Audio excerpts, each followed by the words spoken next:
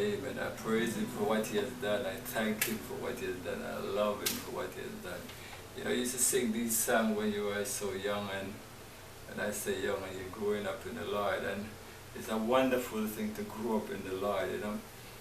Once I come to the garden alone, you know, you are in that garden of the Lord, you know. You are in He's the husbandman, and you're growing up in the best of soil, the best of atmosphere, the best of everything that God has given for us to grow up. He said, grow in grace and the knowledge of our Lord. And you know, as you grow up and you see how wonderful it is. The man says, sing the song, but said to myself, oh, that's a wonderful world. But you want to know what's wonderful, right? Is to know the wonders of the Lord, to know the wonders of salvation.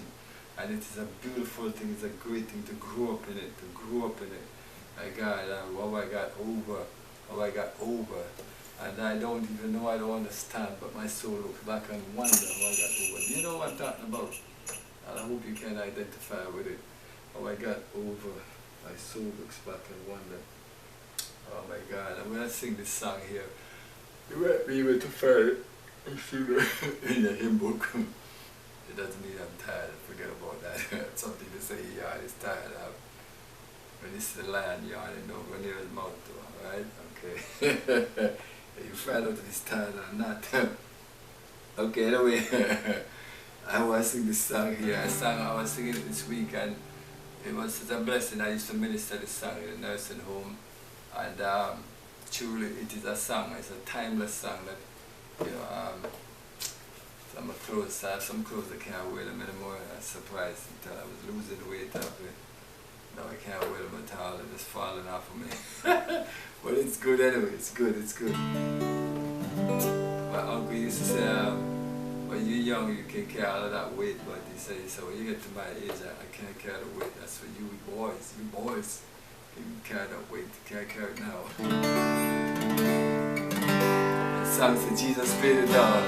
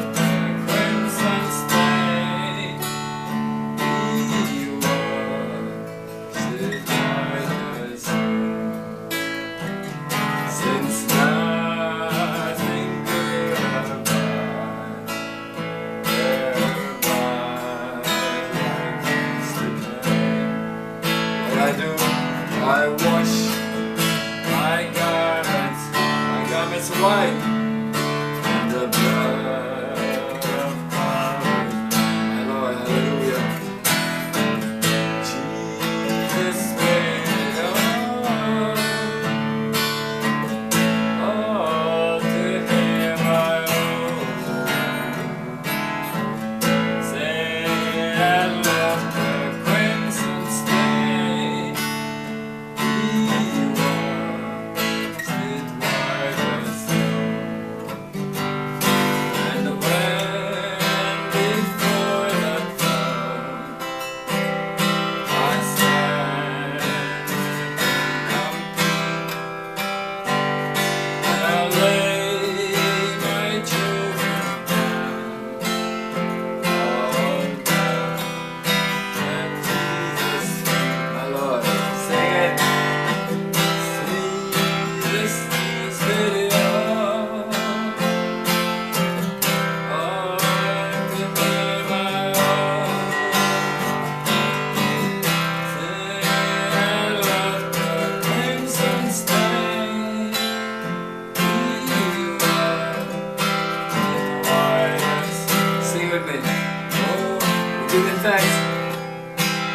none was found worthy. One was found worthy to use the seals of the book, and left their crimson stain.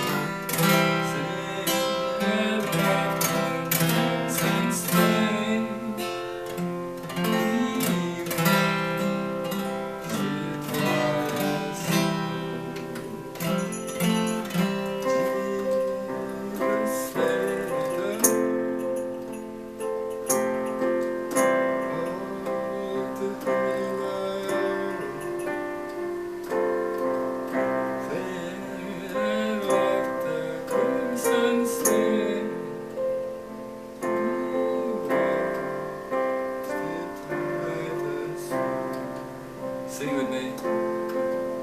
Jesus paid it all.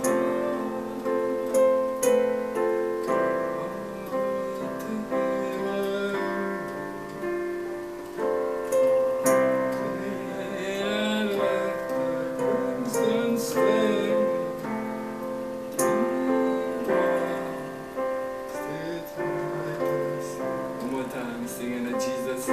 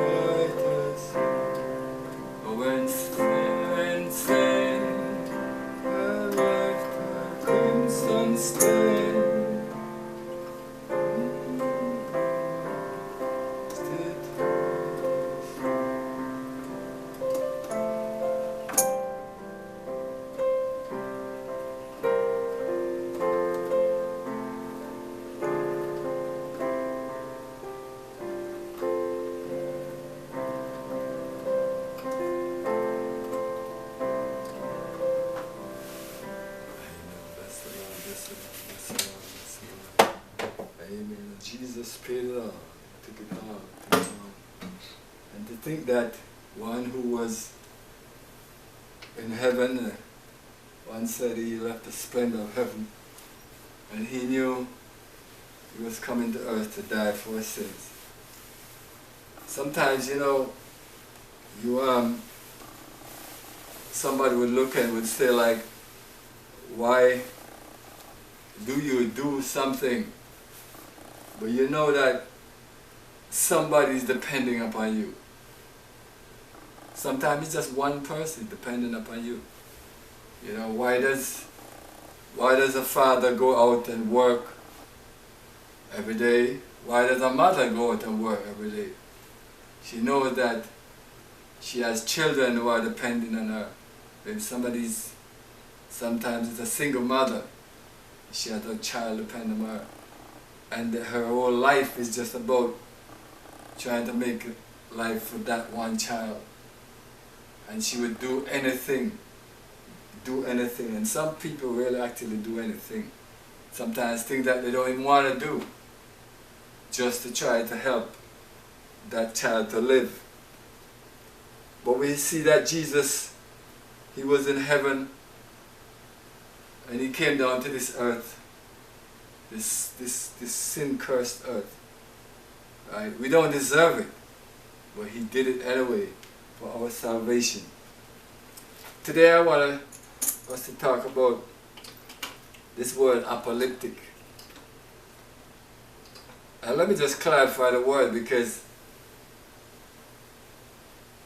the word is not usually used in church circles, especially nowadays. You know, as I was saying the other day about some things I knew before the man who invented Google. I know these things before he was even born, so I know these things. So if I go on Google and I see something different, I say no, that's rubbish. Nothing goes like that, okay? But I went to Google and I looked it up, and what it had there was exactly what it is. Because you see,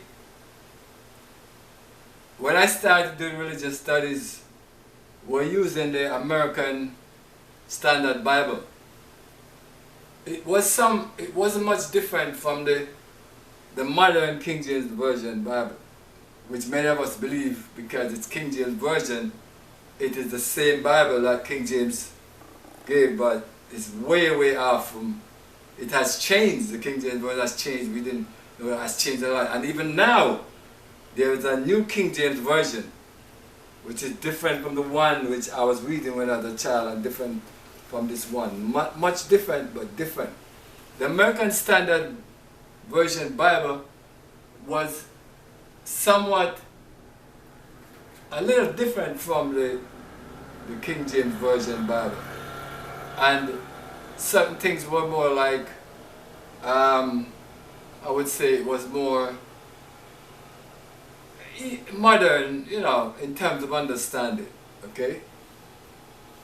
When I was doing religious studies, and it's coming from University of Cambridge, they didn't ask you to study the American Standard Bible. Of course, that's American anyway, so, I mean, a British wouldn't be careful about that. But basically, you were studying from, you know, like, what do you call it? Yes, whatever the teacher was teaching you, that's where you just go by what the teacher's teaching you, right? And they have some things which, of course, like, they summarize the book of Luke, for example, and instead of even reading the book from the Bible, you read the word just slipped me right now. When you read it and it tells you what they want you to gather from it. So you don't read it straight out of the Bible. Okay, what was the word they used for that? It slipped me right now. It's like you're reading a summary. What? I can't remember the word right now. The word just slipped me. Anyway, you're reading that, and it is telling you what they want you to gather, and your exams are going to be based upon that. Okay, and the chaplain is telling me, like, well, so if you just write based on what you read in the Bible, okay, you might fail the test, or you will fail the test. You have to read it based on the, oh Lord of mercy, how the word just slip like that. Anyway, from the time I stopped doing those things, I don't get more into it, because I don't read those things. I just stick to reading the Bible. But in those days, there were new versions of the Bible were coming out, and there were versions coming out that instead of saying Revelation, it said the Apocalypse. And I know that a lot of people in churches today, they read the Bible and they read the Revelation, but they don't know that there's another name for it, which is Apocalypse. And not only that, to know what the word apocalypse means. Right? And as I said, of course, many of these things, just like when you read the Bible is around, I mean, centuries ago, depending. Now a lot of versions of the Bible have come up since that. And some of them are you know, just a couple decades old. They just came up the other day. Right? And it has become such a big money-making thing that you can actually make your own Bible. and you can basically copyright it so that nobody can use it without your permission. But this one, you don't need a permission to use it, okay? If you use a quotation from the King James Bible, you don't have to say it's used by permission, because the king already gave it permission for every common man, every man in the world to use it for centuries, okay? But others, you have to use that, okay? Because you're using somebody else's writing. Did you know that? Did you know that?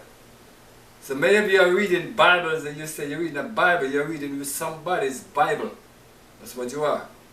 And that's the reason why you will see you at this doing a quarterly or something, and you will see that it says used by permission, because they have to get permission from the publisher to use that Bible's quotation, because it is not the Bible as what was given by King James, because that was given by the decree of the king to the common man.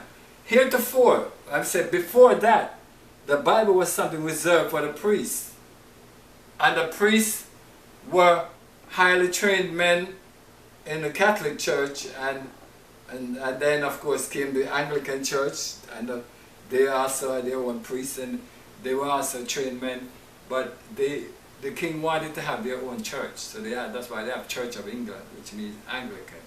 And Anglo means Anglo means England, okay? Anglo from it, all right? In French, Angleterre means England, right? And so that's what the country is called. So today England is what also called United Kingdom. And so there are a number of names that come up afterward. And sometimes you get lost with the things that you're hearing now, because you don't know where it's coming from and what it was before, okay? So we have the Bible today, and I'm saying that you'll never see me take up a study and say I'm reading from the Apocalypse. But I am well aware of the fact that Revelation, the other name for it is the Apocalypse. I'm well aware of it, right? And I don't use the name. But today, there are people in the church who still don't even know that, so they don't know. I guess maybe people who I was teaching back in the 70s or maybe 80s, I might have told them that, but I don't keep up with it, right? To tell them that the other name for Revelation, the book of Revelation, is actually Apocalypse,